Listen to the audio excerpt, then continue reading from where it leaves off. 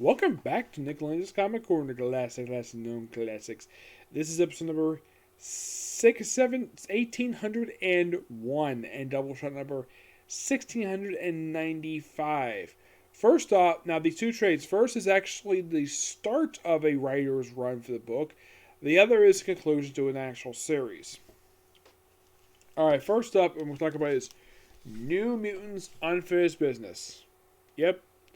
This story is simply set right after the events of Age of X, and basically, Scott keeps the team together despite what happened at Age of X, because he needs basically the mutants to basically fill some unfinished business. The first objective, find X-Man, aka Nate Gray, who was actually last seen prior to this storyline in the Dark X-Men miniseries. Came out in 2009. This issue, I believe, came out in 2011, I believe it was. Let me just make sure about that, because I think it did.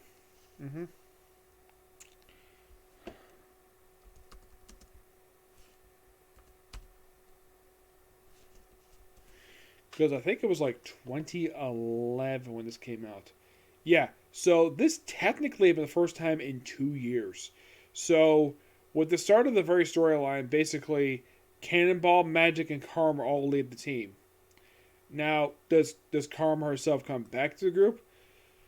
Not really, no. She mainly leads because of the events of Second Coming. That was mainly the reason why.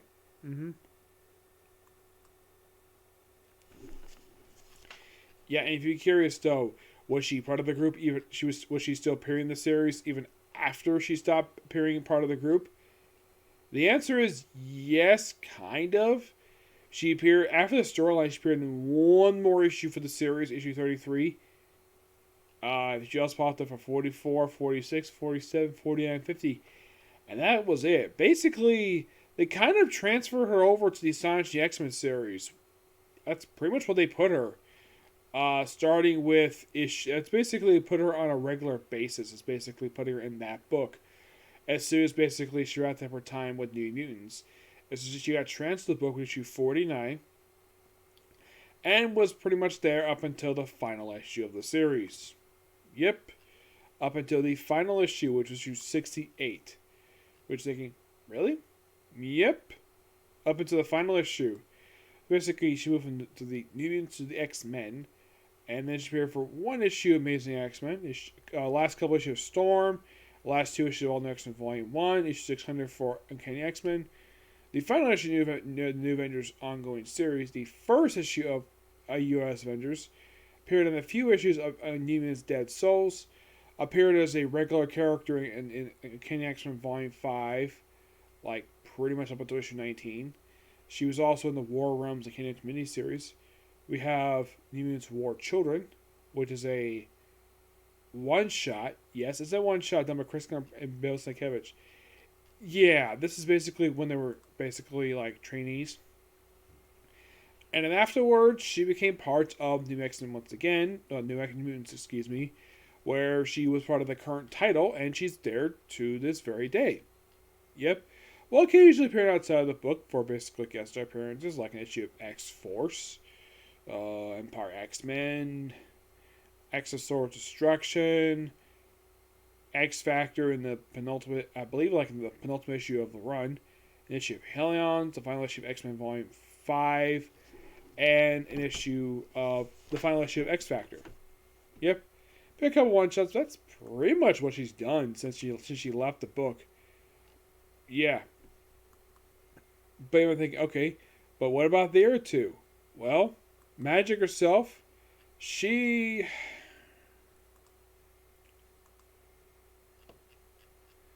well, after she wrapped up her time in this book,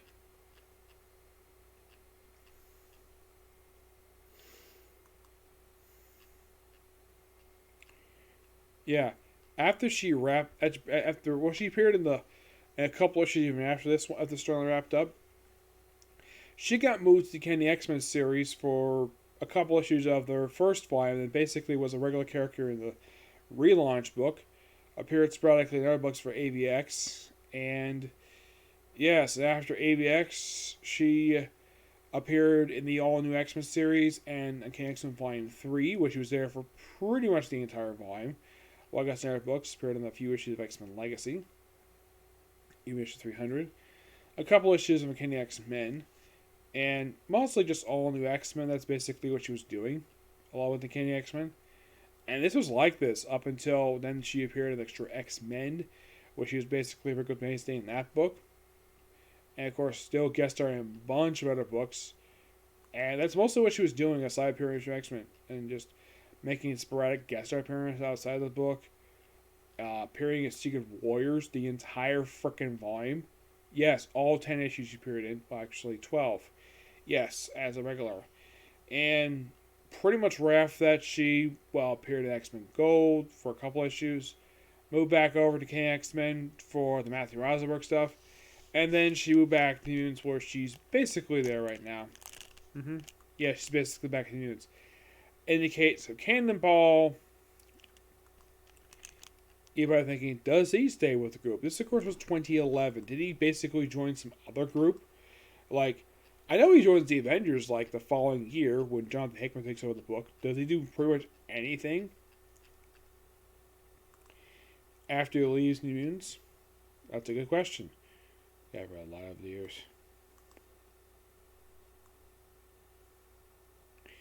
Let's see. After he pretty much left the group, appeared, like, let's say, a couple issues, and he moved over to X-Men Legacy, where he was simply a regular mainstay in that book until the final issue. Did come back for the remaining issues of this run, and then he got moved over to Avengers, where he was pretty much there for the entire, pretty much 44 issue run, while Spring Avengers World. And after the events of after John Hickman wrapped up his run for that book, he moved over to New Avengers for a certain period of time, then U.S. Avengers, and went back to May Avengers for No Surrender. And then he moved after basically No Surrender wrapped up. He did a couple guest appearances in Punisher of all places. Yes, the Punisher. He appeared in the Extermination crossover and then appeared in the Uncanny X book for pretty much the first 10 issues. Then he was part of X-Force. Yes, X-Force. And now he's back with New Mutants. That's basically what he's doing nowadays. Yeah, so they go look for Nate Gray, and of course they have to run into basically working with Captain America, and of course Victoria Hay makes a guest appearance. Oh, I almost forgot to mention, this is the start of Dan Abnett and Andy Lanning's run for the book. A run that will pretty much take up the rest of this entire volume. Start with issue 25, end of issue 50. And now they do find Nate Gray, and he's being tortured by the Sugar Man. No, seriously. It's the frickin' Sugar Man. You're probably thinking, who the heck is the Sugar Man? He is a Scott Lobdell character from Generation X #2. That's why he's basically in the Age of Apocalypse universe. Yes.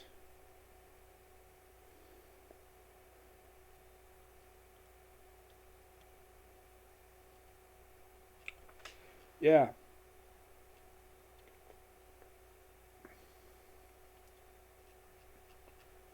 Yeah, and this had been his first appearance in years. Well, basically prior to this very issue came out, his last physical appearance was in X Factor number 23, 4 years prior to this. Yes. Seriously. Yeah, he's basically a part of flashback stuff, but primarily per se part of this one, it was probably in Uncanny X-Men 200. Yeah, mostly. He didn't appear very much, but after the storyline wrapped up, of course, appearing in issue 32, then he popped over for Age of Apocalypse. Yes, Age of Apocalypse, where he was pretty much there for a majority of the series run. Popped up for the final issue of Magneto, issue of Sure X-Men, issue of Spider-Man Deadpool. Yes, seriously. The first issue relaunched Uncanny X-Men under Matthew Rosenberg, Kelly Thompson, and Ed Bronson. His most recent appearance to date was The Amazing Spider-Man Volume 5, number 39, during Nick Spencer's run. Yep. Yeah, and of course, they end up fighting him, and of course, fighting his own transformed mutants. Yes, seriously, that's what they do with the character. Now, here's a question that they never answer in this book. When in the world did Sugar Man get his hands on Nate Gray? I get the fact from the same universe, but it's kind of weird to say the least. So, after they would find him, they beat the crap out of Sugar Man and his subordinates. Sugar Man is handed off to Captain America, or he appears sporadically even afterwards, like I said, well, period of age apocalypse. In the case of Nate Gray, he becomes a regular mainstay in the pages of New Mutants and starts a potential romance with Danny Moonstar. Yep, that's pretty much what he does. Great storyline. Next one's called next story arc here for this particular run.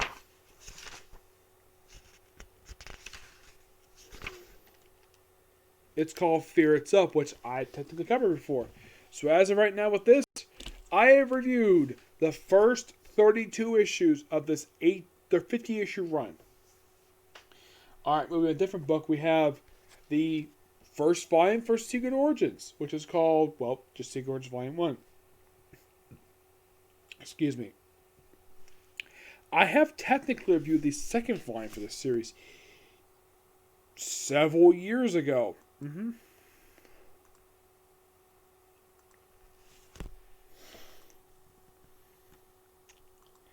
Let me look up and see how long ago. I know because I own the first trade. Yes.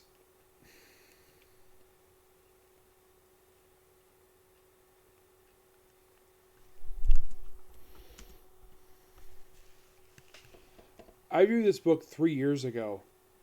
Yep, 3 years ago. That's when I reviewed this thing.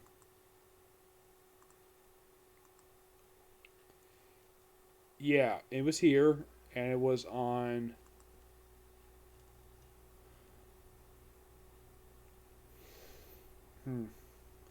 Doesn't list off exactly... Okay.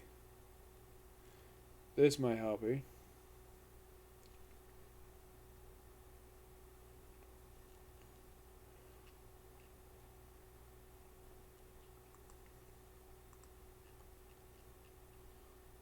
Okay, it was almost 4 years ago I did this review.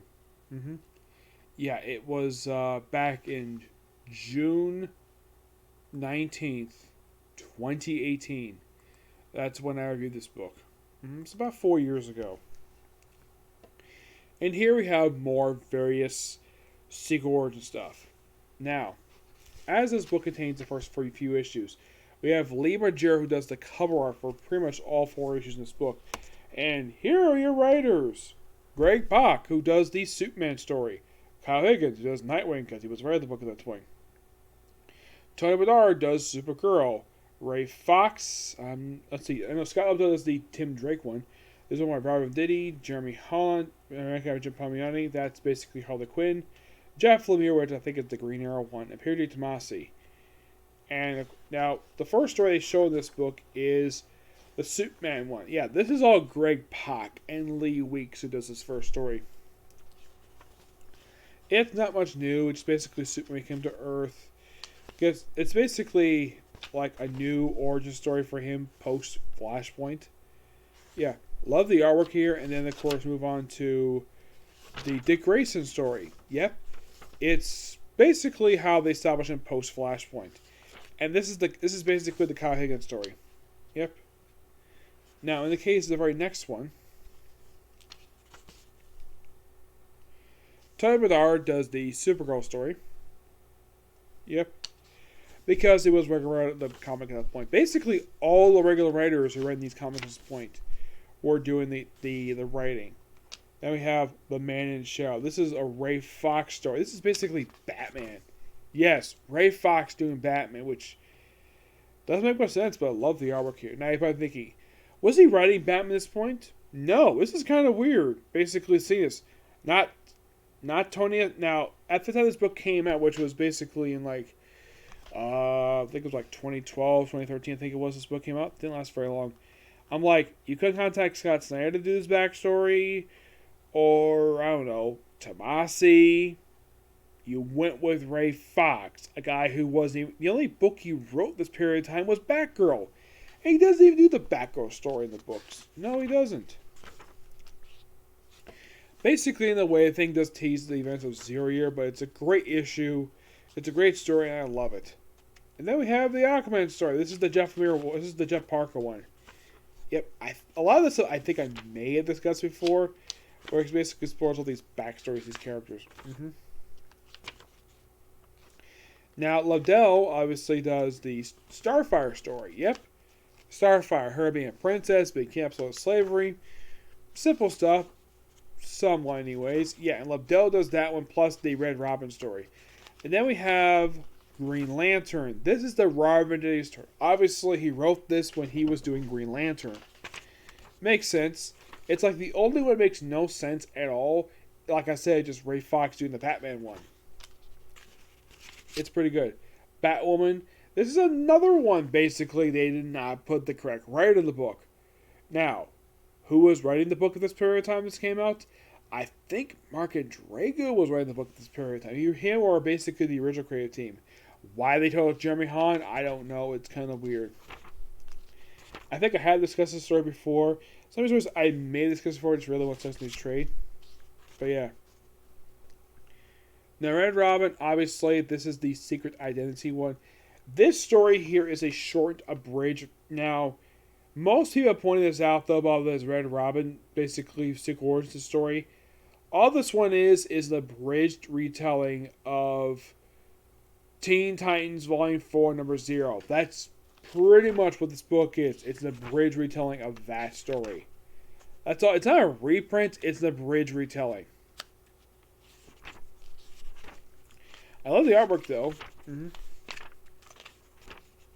Harley Quinn, obviously done by her writers this period of time, which is basically Amanda Carter Paviani. Though, for some reason, she's basically wearing the Suicide Squad look, not the look she has in her solo book. Yeah, I'm not really sure why, but that's simple. It's basically her backstory that's been mostly, but still canon somewhat. And then we have the Jeff Lemire story, which is basically Green Arrow, because he's doing Green Arrow at that point.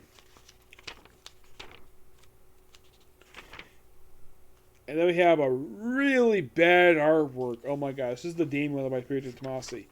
Yes, this artwork is bad. Oh my gosh. It is a story that has the worst artwork I have ever seen. I am never a fan of this art style. Because this is garbage. Yes, this is garbage artwork. Why the heck do you still have this artist basically this book? This is the one artist I am never a fan of. And this is basically Ian Betcham. Writing is good. I love the writing. I love some looks and some stuff. But man, the artwork is not that good. Yeah. So I'll probably say the only story that has really bad artwork is Demon one. It's a good start for the series. I would say my personal favorites ones of these ones is the Batman one, obviously. Though, even though Ray Fox writes it, it's interesting that he wrote that one. And this is pretty much the end of the Secret Origins review. Yep. 4 years later, finally got a chance to read Volume 1, and now I got it done. Another New 52 book completely done. And you're thinking, that's interesting. Like, okay, what else is there left? Finally got Secret Origins, and that was one basically I wanted to get done for some time. Excuse me.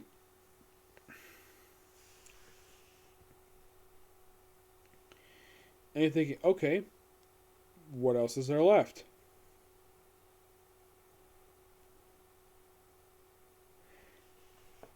There is, when I think comes up here, All-Star Western, World's Finest, DC Universe Presents, Trinity of St. Peter's Ranger, The Movement, Grifter, Midnight, Superboy, Voodoo, Ferris Sparks and Nuclear Man, Legion Superheroes, Legion Lost, Dial H, Demon Knights, Blue Beetle, and Frankenstein Age of Shade. This pretty much in the way lowers up from 17 remaining series left to go to 16. Yeah, only by one. By the way, I get this book a 9 out of 10. Okay, so that's a particular video. I'm going to do one more video and I'll call it a night, okay? Next video. Bye.